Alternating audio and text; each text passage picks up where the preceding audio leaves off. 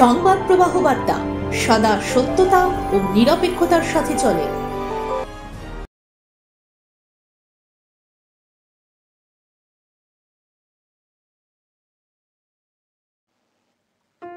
এ এক ব্যতিক্রমী মানুষের গল্প। মানুষের জীবন ধারণের জন্য দরকার অন্ন, বস্ত্র, বাসস্থান, আর এই তিন চাহিদা মেটানোর জন্যই অতি প্রয়োজন হচ্ছে অর্থ, যা মনের মতো কর্মক্ষেত্র থেকে উপার্জিত হয়।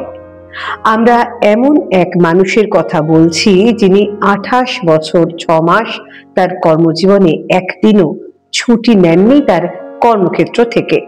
হুগলি জেলার শ্রীরামপুরের রাজ্যধরপুর অঞ্চলের নেতাজি উচ্চ বিদ্যালয়ের ইতিহাসের শিক্ষিকা সুপর্ণা ঘোষ রোদ, বৃষ্টি, ঝড় ছাড়াও সমস্ত রকমের প্রতিকূলতাকে তুচ্ছ মনে করে স্কুলে এসেছেন।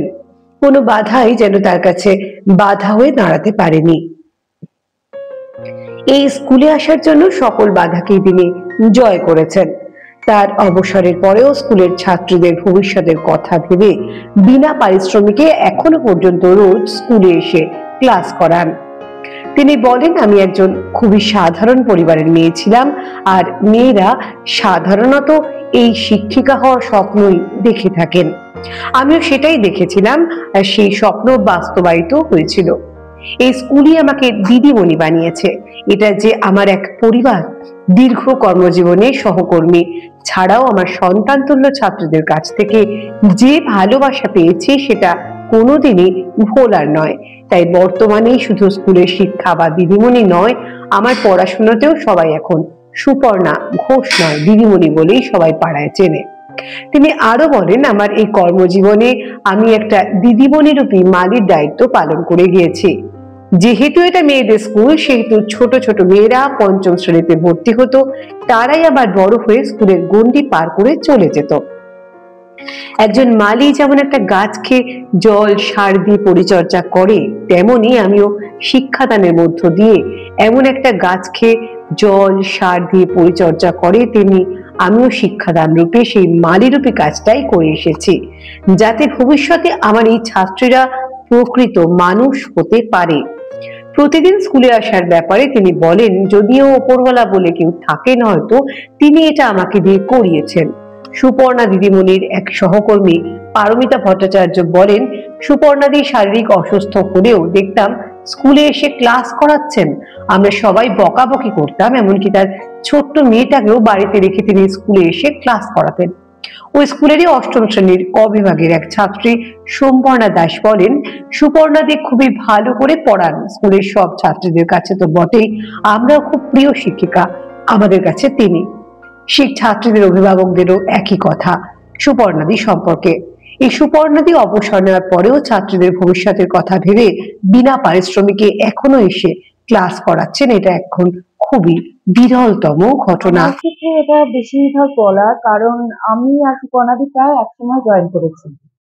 তো আমি 6 মাস আগে করেছি, যদিও উনি সিনিয়র, কিন্তু 6 মাস আগে আমি জয়েন করেছি।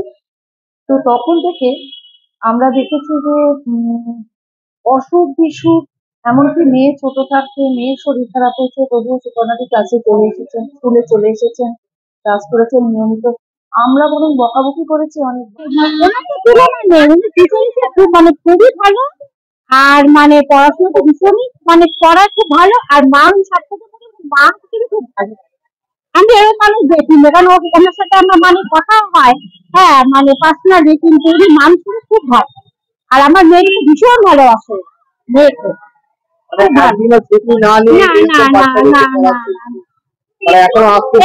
এখন আসলে টিচাররাই ভালো, কিন্তু ওনার মতো মানে মাম হিসেবে ওনার কাছে আমার এতটা ভালো লাগে। সব থেকে বড় কথা হচ্ছে মনটা খুব ভালো। স্কুল আমাকে দিদিমণি করেছে সবার। আমার এলাকাতেও আমার পরিচয় দিদিমণি, আর বাচ্চা মেয়েদের কাছেও আমি দিদিমণি। সুতরাং যে স্কুল আমাকে এত সম্মান দিয়েছে, আমি সেই জন্য স্কুলের প্রাণে আমি আসছি। আর এইটা আমাদের একটা বৃহত্তর পরিবার, এটা স্কুল নয়, এই যে আমাদের ভেতরটা, এটা একটা পুরো বড় পরিবারের মতো। এই প্রাণটাকে কিছুতেই উপেক্ষা করা যায় না। এটা চেষ্টা করেছি মাত্র, ওটাই আমার একটা সবসময় নিজের কাছে নিজের চ্যালেঞ্জ থাকতো। আর এটাকে আমি নিজে অ্যাচিভ করেছি বলে মনে হয় না, আমি খুব ঈশ্বর বিশ্বাসী। আমার মনে হয় যে তিনি আমাকে পারিয়েছেন, তাই আমি টান তো নয়, এখনো টানি। ফুলটাই আমাকে সবচেয়ে বেশি টানে। নিজেকে একটু মালি মানে গার্ডেনার বলে মনে হয়। মালি যেমন একটা বাগানকে পরিচর্যা করে, ঠিক সাইডে ছোট ছোট মেয়েগুলো আসে, এসে একদিন বড় হয়ে যায় আবার চলে যায়। ওই সে মালির মতো, সে যেমন গাছের নারিশমেন্ট করে, গাছের পরিচর্যা করে, আমরা ছোট ছোট মেয়েদের পরিচর্যা করি। ভীষণ সুন্দর। এই 28 বছর 6 মাসে প্রচুর পেয়েছি। আমার 2 হাত পূর্ণ হয়ে গিয়েছে। আমার আর কিছু পাওয়ার নেই, শুধু আমি যতদিন সুস্থ থাকবো আমি একটু স্কুলে পড়াতে চাই, এর বাইরে আমার আর কিচ্ছু চাই। সেটাই। এবার এটাই বলতে চাই যে অভিভাবকদের কিন্তু বাচ্চাদেরকে ঠিক করে দেখতে হবে। এখন একটা টেন্ডেন্সি হয়েছে, একটা প্রবণতা স্কুলে না পাঠানো।